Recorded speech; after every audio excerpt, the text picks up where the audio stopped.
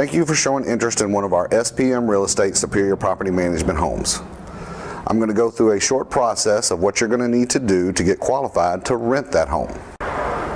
First, what you're going to need to do is go online to memphispropertymanagement.com, scroll down, and then click on Apply Online. After you've completed your application online, go ahead and scan and email 30 days worth of check stubs for each applicant. After we've had a chance to review your income docs, as well as pull a general background check on you, we will have one of our agents contact you to view the property. Here's some of the things that we're going to be checking on the initial application.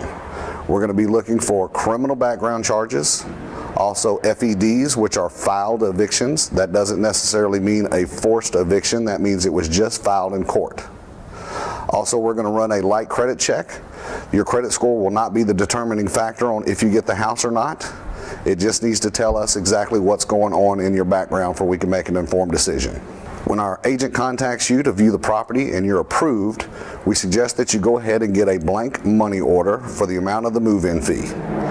The move-in fee is going to be rounded down to the nearest hundred of whatever the rent is. For example, if the rent is $1,250 a month, then the move-in fee is $1,200. That would be a total of $2,450 for you to move in. Now, for us to take the home off the market for an approved applicant, we must have the move-in fee paid up front in full. When you're at the property, if you decide that that's the home that you want to go ahead and get, at that time you will make that money order payable to SPM Real Estate.